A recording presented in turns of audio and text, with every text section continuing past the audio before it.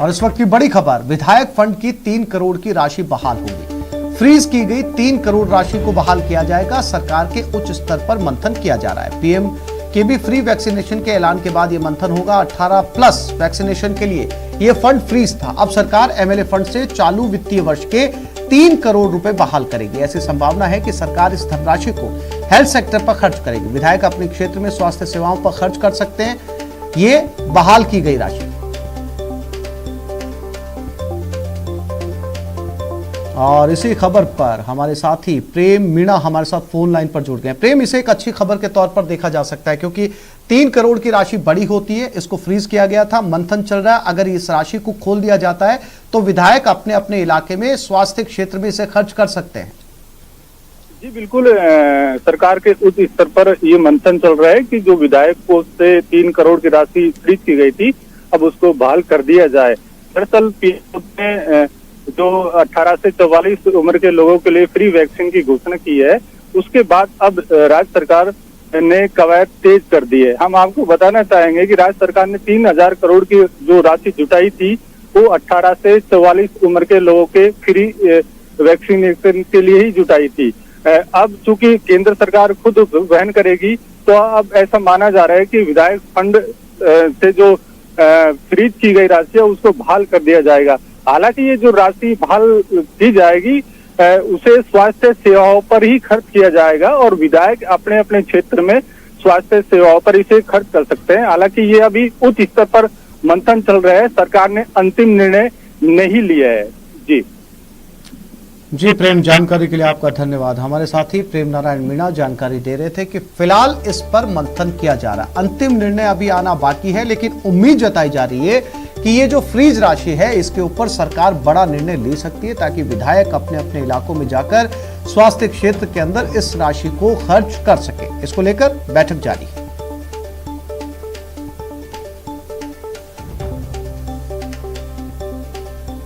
और ये खबर जालोर से है। 5 साल की बच्ची की प्यास से मौत हो गई। ये मामला सामने आया। राज्य बाल अधिकार संरक्षण आयोग ने अब इस मामले को लेकर रिपोर्ट मांगी है। आयोग अध्यक्ष संगीता बेनीवाल ने ये रिपोर्ट मांगी।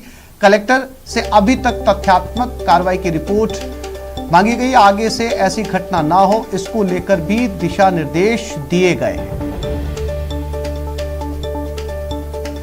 तो जालोर में बताया जा रहा है कि एक बच्ची की प्यास से मौत हो गई।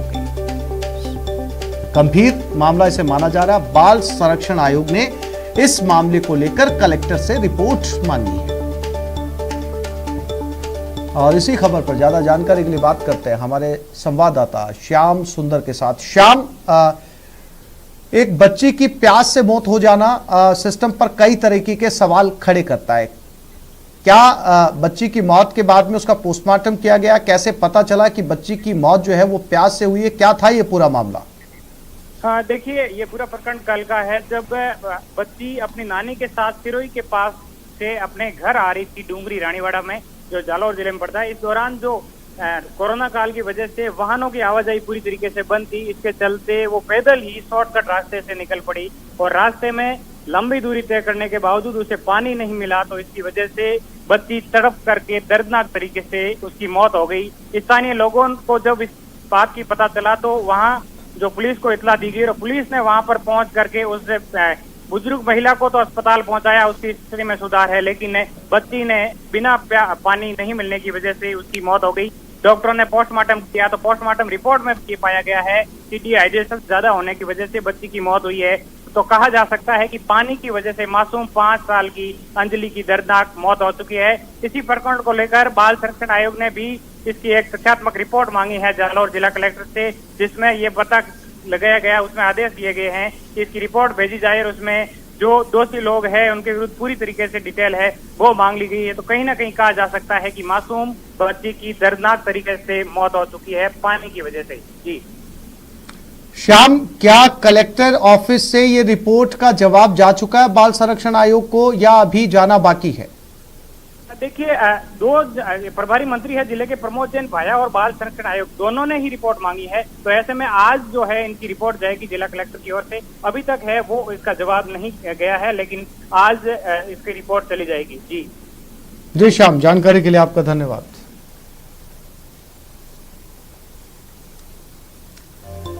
जालोर में प्यास की वजह से मासूम की मौत पर केंद्रीय सूचना प्रसारण मंत्री प्रकाश जावड़ेकर ने प्रदेश सरकार पर निशाना साधा और कहा कि 9 घंटे तक पीने का पानी न मिलने के कारण हुई एक बच्ची की मृत्यु बेहद शर्मनाक घटना है। इसके लिए राजस्थान सरकार जिम्मेदार है। सोनिया, राहुल, प्रियंका अब चुप क्यों है?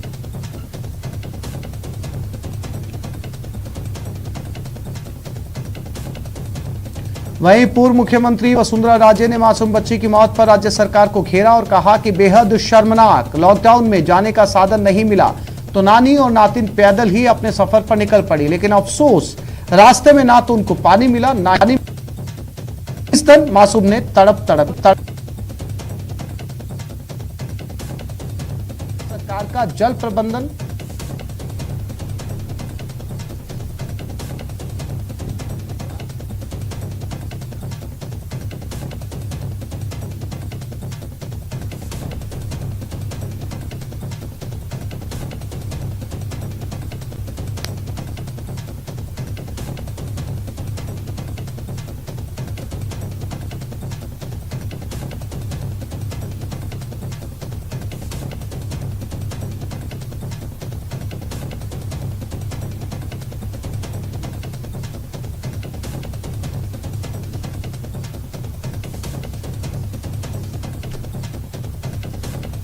और अब बात शहर शहर मचे बवाल की। पहली तस्वीर दौसा की है, जहां सड़क के लिए ग्रामीणों ने एक्सप्रेस वे कंपनी के कर्मचारियों के साथ जमकर मारपीट की।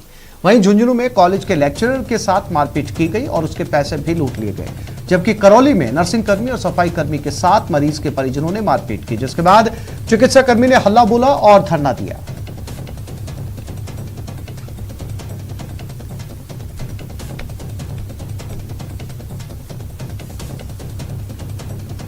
दौसा जिले से गुजर रहे दिल्ली मुंबई एक्सप्रेसवे निर्माण कंपनी के प्रतिनिधियों और ग्रामीणों के बीच आज जोरदार भिड़ंत हो गई।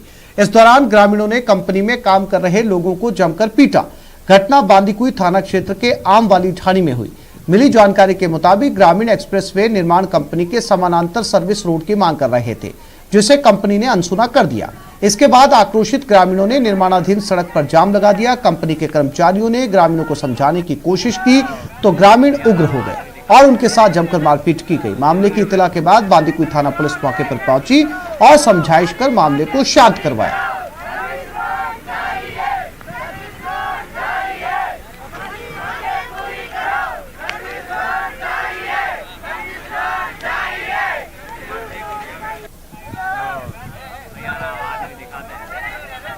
तो ये तस्वीरें दौसा की हैं। ग्रामीण यहां पर इकट्ठा हुए, हाईवे को जाम किया, क्योंकि इनकी मांग थी कि जो कंपनी यहां पर हाईवे बना रही है, सड़क का निर्माण कर रही है, वो सर्विस रोड का भी निर्माण करे। और गाड़ी में जाते हुए कंपनी के कुछ कर्मचारियों को दर्जनों लोगों ने घेर कर उनके साथ मारपीट की।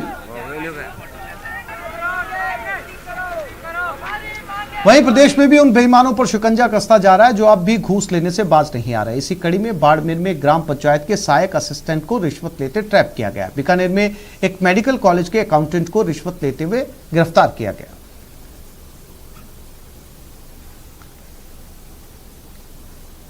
बीकानेर में एसीबी की टीम ने बड़ी कार्रवाई करते हुए मेडिकल कॉलेज के मुख्य लेखा अधिकारी को 50,000 रुपए की रिश्वत लेते रंगे हाथों गिरफ्तार किया।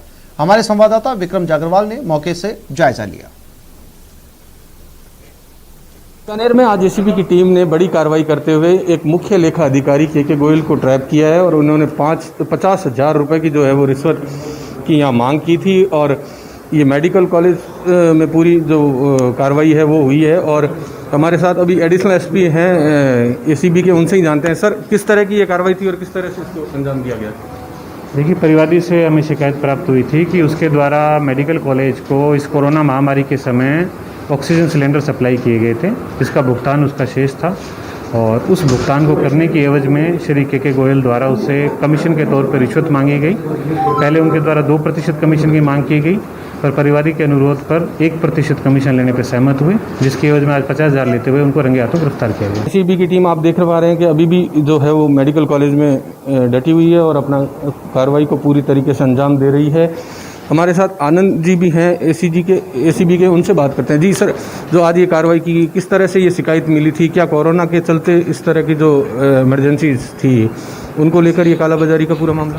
हाँ, ये इनका गत वर्ष में इन्होंने ऑक्सीजन के खाली सिलेंडर 500 सिलेंडर का इनको वर्क ऑर्डर मिला था परिवादी को, और उनका भुगतान नहीं हो रहा था। करीब 1 साल से ये चक्कर लगा रहे थे, और अभी ये जो लेखाधिकारी हैं तो इन्होंने परिवादी से बात की कि हम आपका बिल पास कर देंगे और सेवा कर दें। तो बिल्कुल ये साफ देखा जा रहा है कि कोरोना महामारी में जहां ऑक्सीजन की तरफ से ऑक्सीजन को लेकर लोग जो हैं वो परेशान थे, तो दूसरी तरफ ऑक्सीजन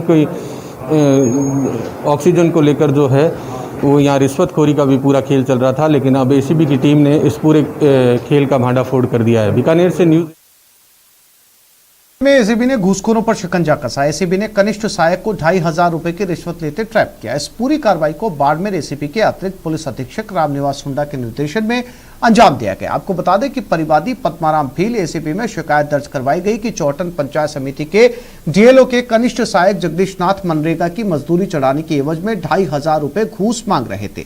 इसके बाद एसीबी ने मामले का सत्यापन करवाकर घूसखोर कनिष्ठ सहायक को रंगे हाथों गिरफ्तार कर लिया।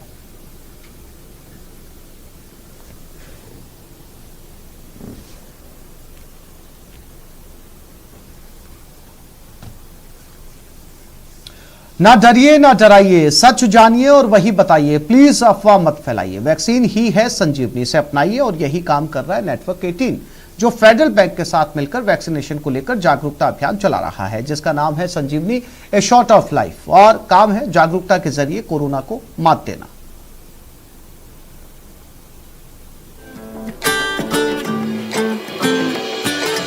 टीका लगा, जरा टीका लगा, जब अपनी बारी आए टीका लगा। हो ये जो ढाल सी है वो कमाल सी है, संजीवनी आई यहाँ। टीका लगा, जरा टीका लगा, जब अपनी बारी आए टीका लगा। टीका लगा, जरा टीका लगा, जब अपनी बारी आए। टीका लगा, जरा टीका लगा, जरा टीका टीका टीका टीका लगाया क्या? नेटवर्क 18 फेडरल बैंक संजीवनी गाड़ी भारत के कोविड प्रभावित जिलों में जा रही है। वैक्सीन के लिए जागरूकता फैलाने की हमारी इस मुहिम को आप भी अपना सहयोग दीजिए। चलिए आपको दिखाते हैं संजीवनी गाड़ी अब तक कहां कहां गई और आज कहां है।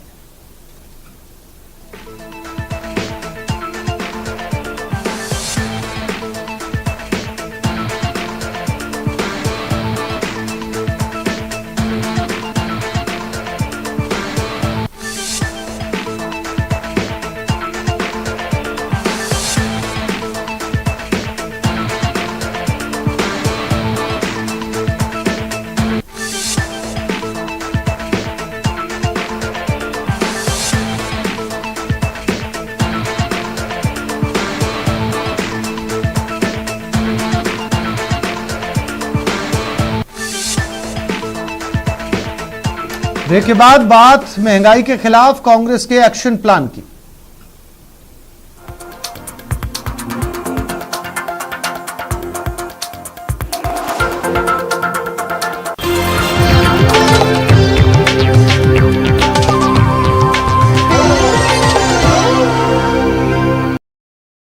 बैठे बनिए स्टार।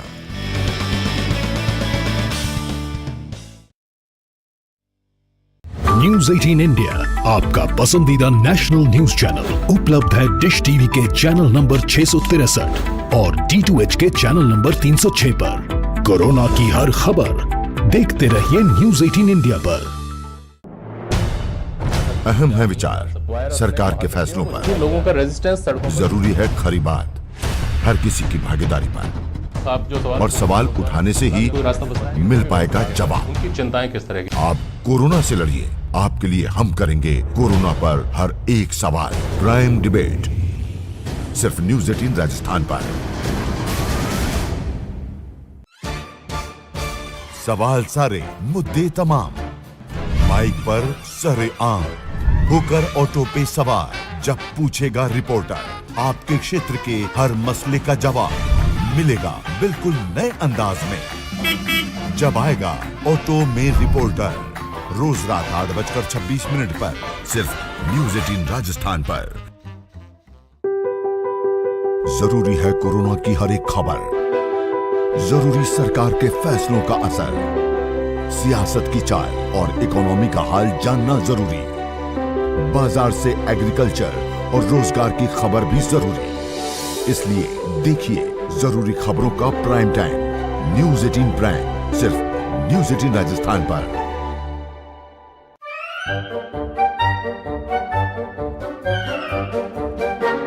अखबार हुआ ठप, आउटडोर हुआ बेकार, टीवी ही दे रहा है विज्ञापन को तेज रफ्तार।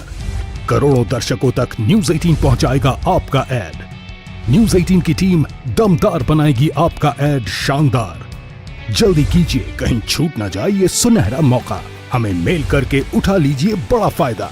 ये स्पेशल ऑफर है अगले 15 दिनों तक। साथ ही मिलेगा हमारी वेबसाइट पर प्रमोशन। आज ही मेल करें adsales@nw18.com पर। न्यूज़ 18 इंडिया, आपका पसंदीदा नेशनल न्यूज चैनल, उपलब्ध है टाटा स्काई के चैनल नंबर 519 और एयरटेल के चैनल नंबर 318 पर। कोरोना की हर खबर देखते रहिए न्यूज़ 18 इंडिया पर। भैया राम राम, नमस्कार। बाहर ना जाना, कुछ बता रहे हैं, कुछ चेता रहे हैं। तो आपने लॉकडाउन के दौरान देखा कि हम क्या कर रहे हैं। कोरोना काल में लोग एक पेट सफा, हर रोग दफा।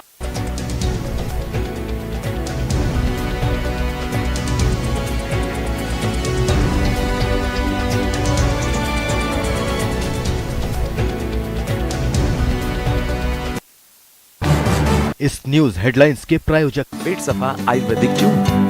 पेट सफा, हर रोग दफा।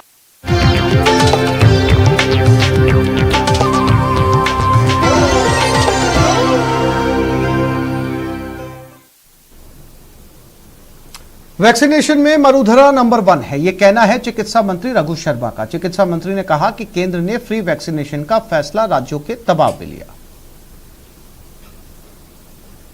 वैक्सीनेशन का काम बहुत शानदार तरीके से हमारी सरकार ने किया है और जब तक हमको पर्याप्त वैक्सीन मिलती रही, हमने शानदार तरीके से पूरे देश में, राजस्थान वैक्सीनेशन में भी नंबर 1 रहा।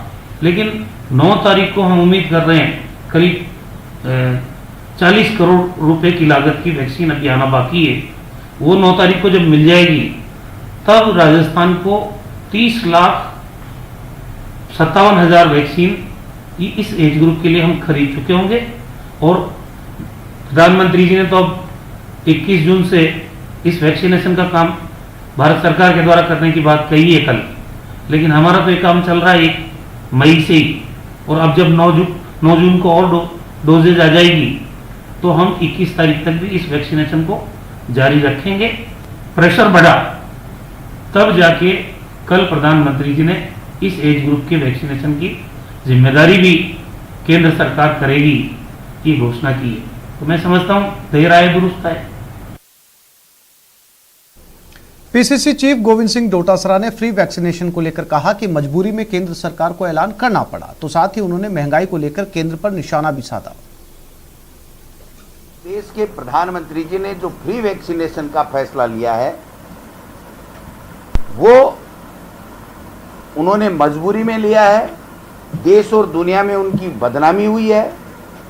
देश के लोगों में जो उनकी लोकप्रियता कभी किसी चैनल से कभी किसी चैनल से आकलन करते हैं तो 80-85% बताई जाती थी, वो घट करके 12-13% के ऊपर देश के प्रधानमंत्री की लोकप्रियता आ गई। तो अब जो फैसला हुआ है उसमें भी अभी ये क्लियर नहीं है कि जब आप फ्री में वैक्सीन दे रहे हो तो प्राइवेट में लगाने की रेटें क्यों तय कर रहे हो।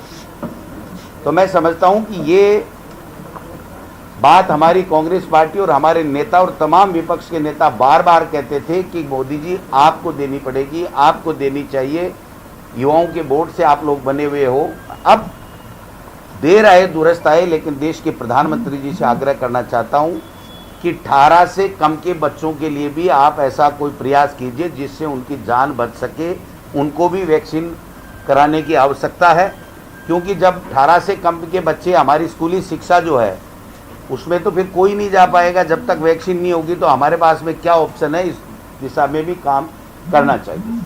तेल, खाने का सामान, सब चीज़ें इतनी महंगी हो गई कि आम लोगों का जीना दूभर हो गया है। इसलिए अखिल भारतीय कांग्रेस कमेटी ने यह तय किया है कि पूरे देश में महंगाई के खिलाफ 11 जून को प्रोटेस्ट होगा पेट्रोल पंपों के सामने कोरोना गाइडलाइन की पालना करते हुए। कोरोना काल में धार्मिक आयोजन पर रोक लगी हुई है, लेकिन कोटपुतली के बागावास इलाके में एक साधु हठयोग कर रहा है। इस साधु के दर्शन के लिए दूर दूर से लोग पहुंच रहे हैं। हालांकि पुलिस इस साधु और ग्रामीणों को समझाइश कर वापस भेज दिया। ये साधु हरियाणा का रहने वाला है। ये यहाँ नदी इलाके में तपती धूप में चारों ओर उपले के 54 ढेर लगा दिए गए हैं और उनमें बैठकर तप कर रहा है। इस साधु के इलाके में कठिन तप की खबर मिलते ग्रामीणों की भीड़ दर्शन करने पहुंचने लगी। साधु का कहना है कि वो जन कल्याण के लिए तपस्या कर रहा है और कोरोना गाइडलाइन का उल्लंघन न हो इसके लिए सुनसान इलाका चुना है। इसकी जानकारी मिलने पर पुलिस मौके पर पहुंची और कोविड-19 का हवाला देते हुए ने समझाइश की और साधु और लोगों को वापस भेज दिया।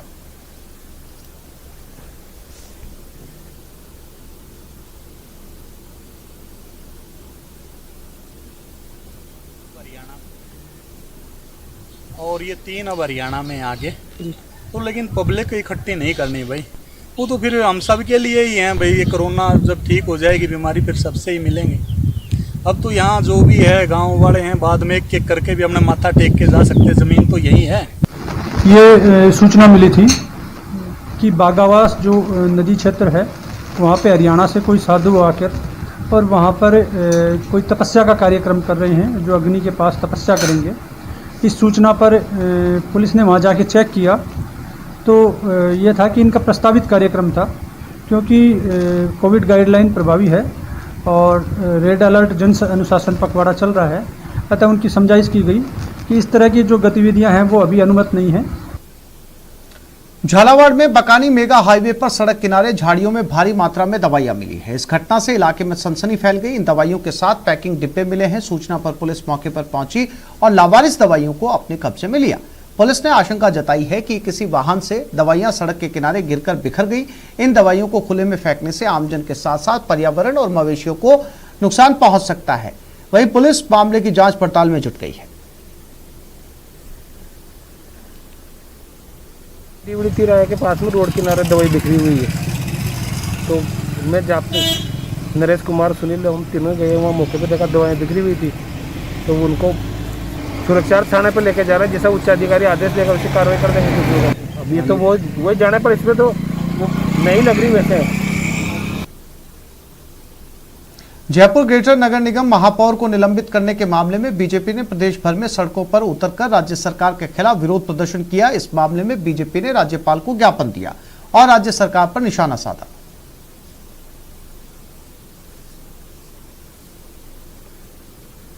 ग्रेटर नगर निगम में मेयर और पार्षदों को सस्पेंड करने के मामले में पीसीसी चीफ डोटासरा ने कहा कि जो जांच रिपोर्ट आई है वो बेहद गंभीर है और अब न्यायिक जांच पूरी होने तक इंतजार किया जाना चाहिए। मैं तो ये मानता हूं कि किसी भी तरीके से इस एपिसोड से बचा जाना चाहिए था, लेकिन जो रिपोर्ट आई है अधिकारियों के द्वारा वो बड़ी गंभीर आई है। और केवल एक रिपोर्ट ही नहीं, जब न्यायिक जांच बैठा दी गई है तो हमें उसका इंतजार करना चाहिए। और अब देख लेते हैं टॉप 10 वायरल।